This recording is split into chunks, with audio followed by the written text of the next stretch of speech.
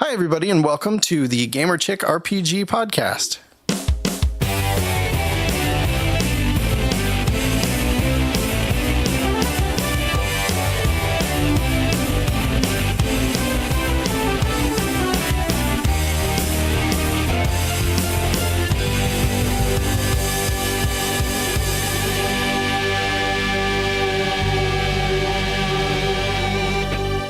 Hooray! Ooh, episode 0. My name is Jeff Moore. I am a creative partner with Romeo's Faux Studios.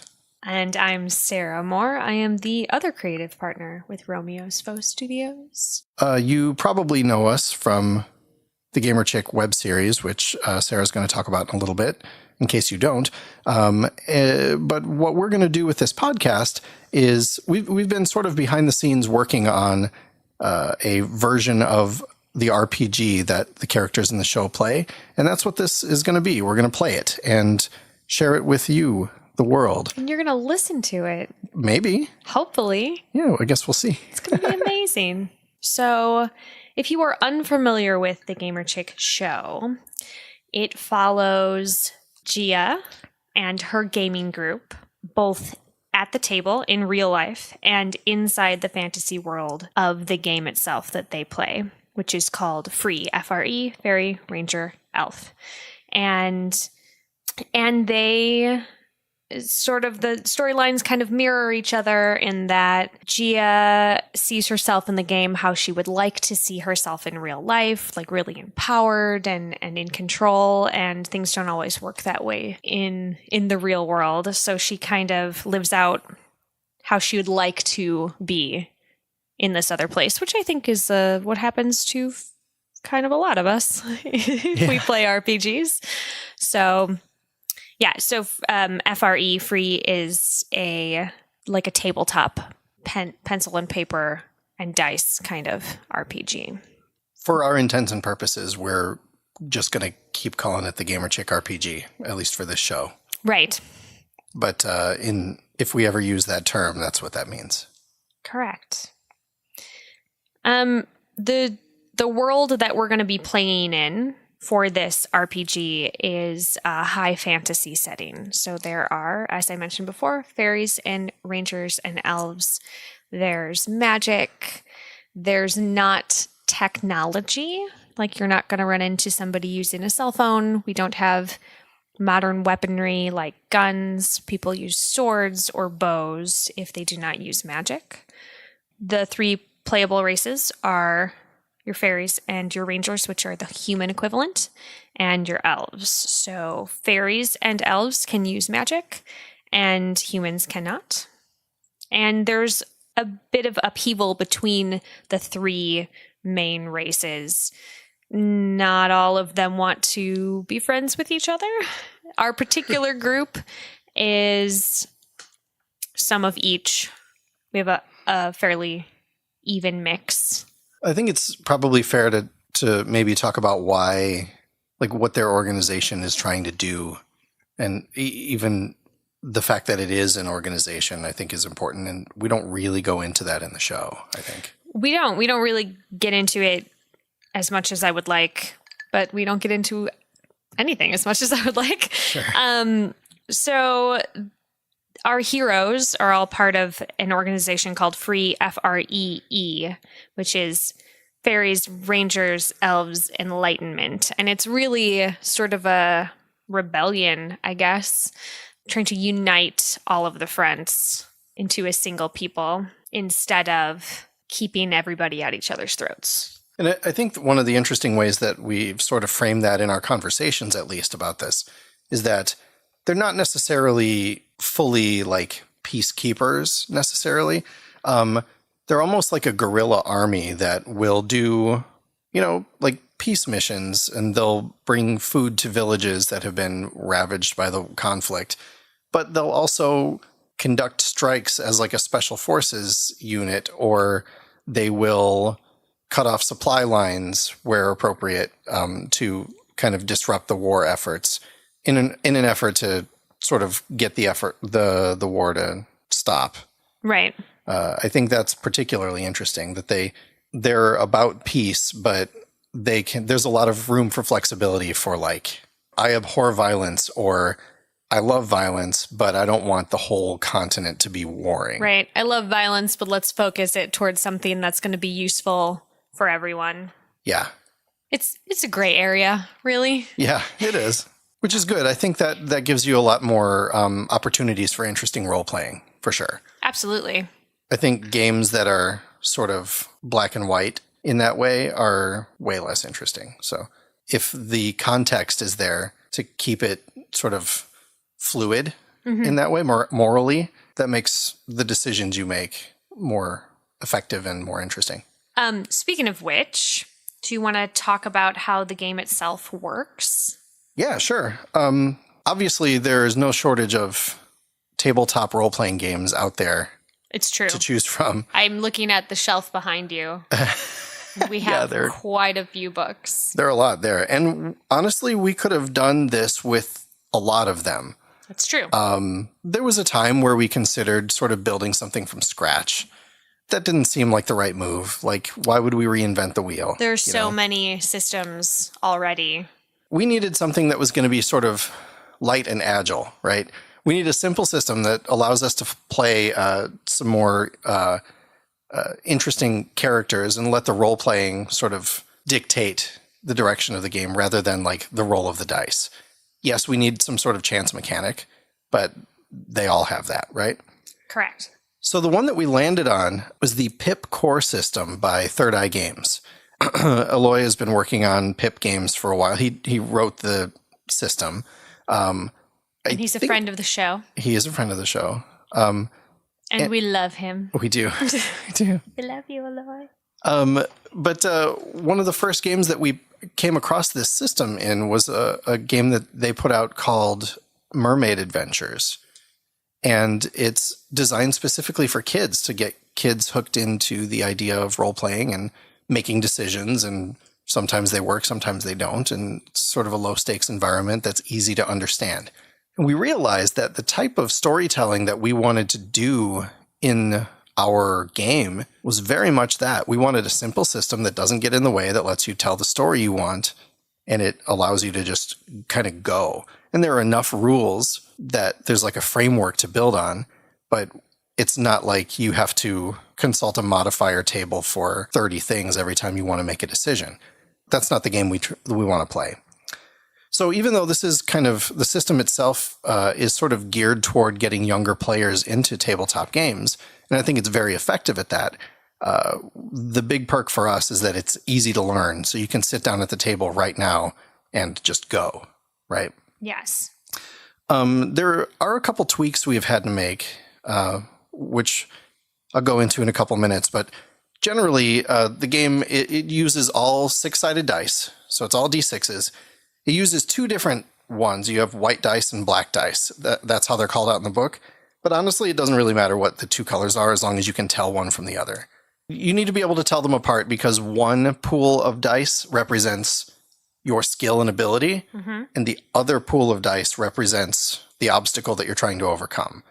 So you are rolling your own. You're not like rolling against a GM or a DM. You're rolling against yourself, effectively. I do like that it takes that all out. Like, you can't focus your ire on, like, the GM is really making my life hard tonight because you're the one rolling the dice. So Yeah, it allows for degrees of success, which I always think is a very interesting way to approach things. It's very much a yes, you succeed, or yes, but, or no. right. It's not just simply yes or no. Yes, you succeed, roll damage. That's not fun. Like, it can be rewarding, I guess. Sure. In the right type of game, but what we're trying to do, that's not it. We don't want to reward people. Right. No, none of that. That being said, it is fairly easy to roll successes, or statistically, you've got an even chance of rolling successes because your hits are basically a 4, 5, or a 6 on a 6-sided die. So it's like flipping a coin, but it's a cube instead. And it's a dice pool system, so the more dice you have, the better your chances of succeeding. it does have a way built in to account for what they call epic successes and epic failures. And you can use those to trigger sort of a fortune mechanic as well, which you can use as sort of I think of it like a plot point system where you can use it to heal, or you can add dice to a pool before a roll, or you can spend extra to add a die after you roll. Like, oops, I didn't get any successes. I'm going to spend a couple fortune to try one more die. That kind of stuff, creating advantages. Basically how you would see that sort of mechanic in a game like that. It's very clean and very simple and easy to follow. The game itself uses skills. There's sort of two versions of Pip Core, right? There's the full version that has like a full skill list and full qualities and advanced qualities and the whole deal. There's also a Pip simplified version, which kind of uses it's more like what you would find in Mermaid Adventures. And it's great, and it's even more simple than this, but because we need the skills for this game, we're going with the full-blown Pip Core system. But we have made some adjustments to character creation. If anybody listening is familiar with Pip Core, one of the things that we've done in character creation is to add an additional piece where you are choosing the playable race as well as a calling. So Sarah mentioned fairies, rangers, and elves. There are actually a couple other ones that you can play as well that we haven't really gotten into yet, which will come out, I'm sure, down the road. We'll see some of these other types of races. But basically you're picking, like, for example, let's use Nin, right? Let's use Nin. She's your character. You have her in front of you there. Yeah. So your character sheet, what does it say for your, what is it, archetype probably? Fairy thief. Fairy thief, right? So you're a fairy, that's the race, and that comes with a certain package of starting abilities and stats. And the thief part comes with an additional like quality and some bonuses to skills. So the thief is your calling. It is. And it truly is. It really is. And we've written up a bunch of different ones to reflect all the different characters that we see in the show and that kind of stuff. So there are quite a few already made, and I'm sure we're just going to keep going until we run out of ideas. But the character sheet itself has a ton of boxes, and you fill those boxes in to show that you have dice for that pool. Let's say, let's do an example. Hold on. Right. All right. So I've got some black dice. I've got some white dice. We bought these specifically for a Gamer Chick RPG playtest at Gen Con one year. You sure did. You also bought me 2 sets so that I could use them, and one was pink and one was purple. Yeah. Do you still have those somewhere? Sure do. Great. All right. So let's say that you have decided that you're going to try and sneak into some place, right? Yeah. That's something you're likely to want to do. I sneak a lot. Let's say you're trying to sneak into the keep of an elvish crystal baron, right? Perfect. So he keeps guards around, but nothing ever happens in Blaine, right? So these guys are pretty inattentive. So what I am going to do as the game guide, that's sort of the DM role. Okay. I'm also probably going to refer to myself as a GM or a DM because I don't ever know what's appropriate for each game. Sure. But as the game guide, I will say, give me a stealth roll. So you will take your stealth attribute, your stealth skill. Sneak. Sneak, Your right? sneak skill. Sneak, which is how many dice? 4. So you've got 4 dice. That's a lot. I am a sneaky person. So you're gonna roll that, and you're gonna roll that against the target, basically the like perception rating of the guard. Right. And these guys are bored. They're not expecting to see anything. So we're gonna say that they only get 2 dice for that. Okay. So what you'll do is you roll all those dice. Oh, I do very poorly. Okay.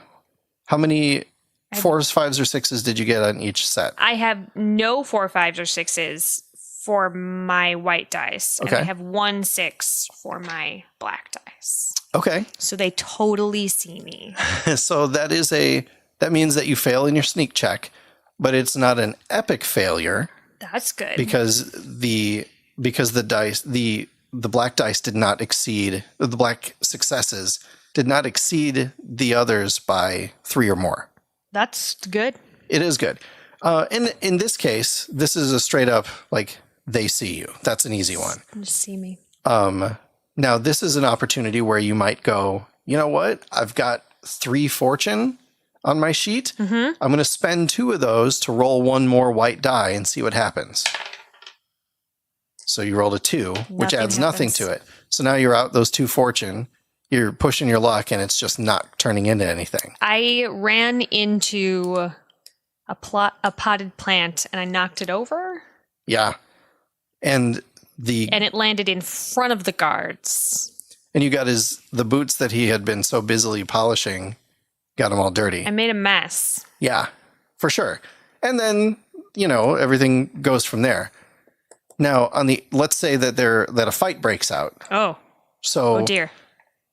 The way that you would do this, there are 2 skills specifically that you would handle combat with. There's aim for ranged combat, and there's strike for melee combat. And that's sort of inclusive of anything within arm's reach. Okay. So you've got like daggers and stuff, right? I do. I have daggers.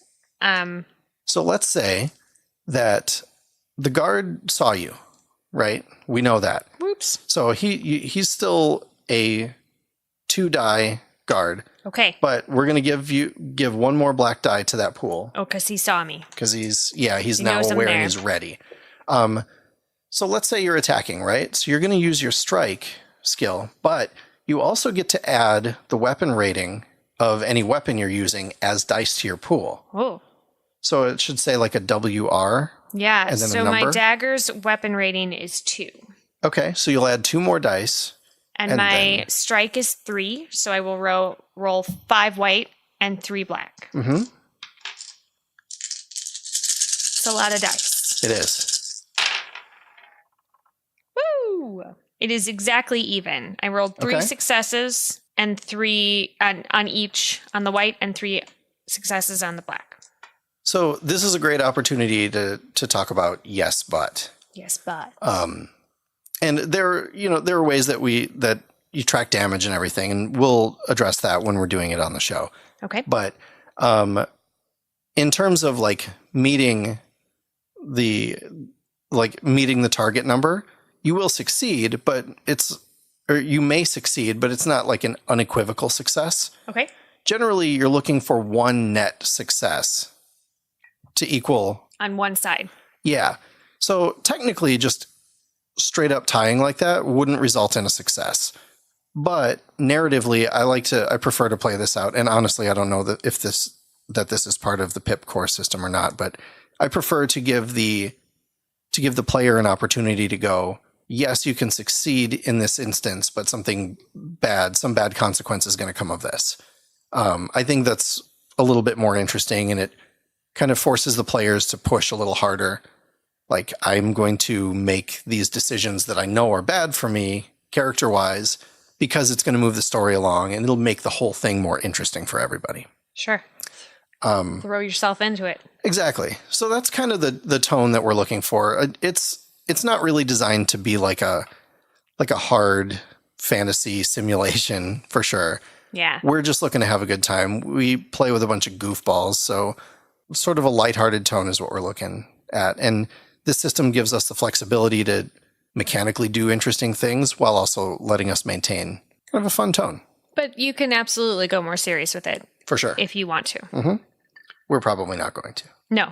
Maybe every once in a while, but not often. We are much better at making each other laugh at the table. We are. At the table for these games, we are going to have sort of a rotating cast of folk who come in.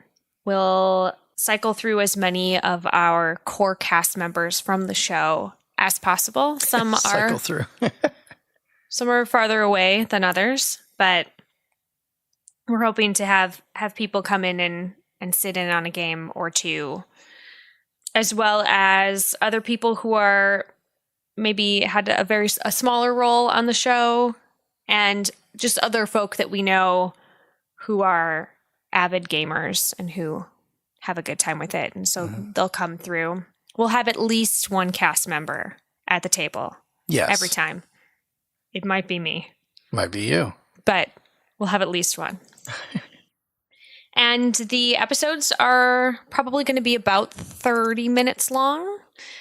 Long enough for you to listen on your way into work or on your lunch break, or I don't know what you do, on a run. Who knows? Whatever you do for half an hour. While you're washing your dog, perhaps. I don't know Perhaps. how long it takes you to wash your dog. Maybe your dog's really big and you have to listen to 2 episodes. I don't know. Maybe you only have a very small brush. Maybe it's like a toothbrush that you're using. You're brushing your dog's teeth? I don't know. Dogs they have teeth. That would definitely take a half an hour. It would take a while. Yeah. But the point is that we're not planning to release like 3-hour long episodes where you're just listening to an entire night. But you could. I mean, you would have to listen to multiple episodes in a row. Right. Yeah. But as we release them, they're going to be shorter, for sure. One of our sort of goals is to release seasons, but not necessarily just like one a year. Hopefully, we've got enough written out where we could do like 3 seasons of the podcast right now. Like, they're not obviously recorded yet. We're doing it right now. Right now. Everybody buckle up. Oh, boy.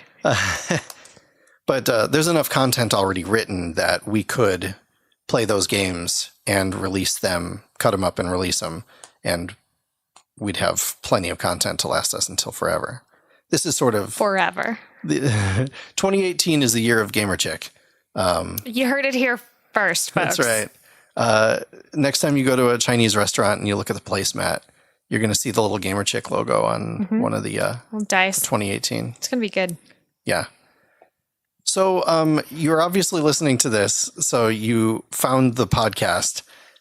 We will be distributing this show to other sort of podcatchers of your choosing over time, and we'll announce those when we put the shows out, or in the descriptions, or on our Facebook page, or whatever. So if you want to follow us and keep tabs on the show, you can find us on Facebook. We're going to put the link in the show notes here.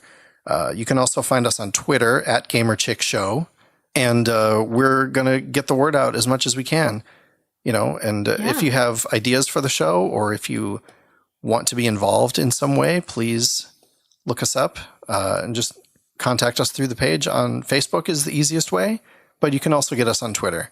Yes. It's harder for us to get those because I don't know the password, but I'm assuming you do. I know the password. Great. I'm not going to say it. No, But I know it. we don't need you to. No. It's fine. Sure, I know it. It's going to be great. Yeah. What could go wrong? The moral of the story is that you'll reach us. And by us, I mean probably me, because I do the social media. Yeah. I might get it, but I'll just wait until Sarah answers. That's correct. Yeah.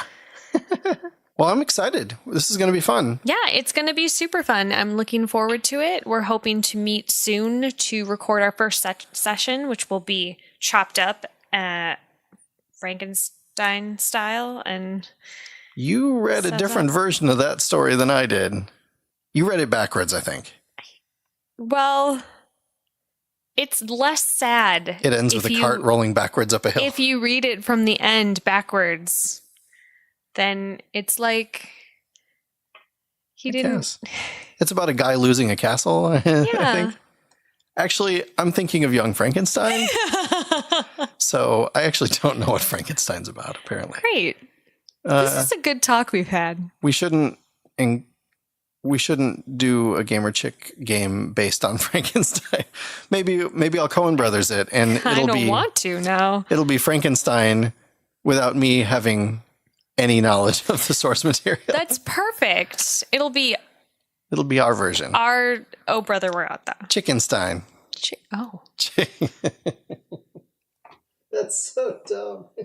Oh no. I love it. It's perfect.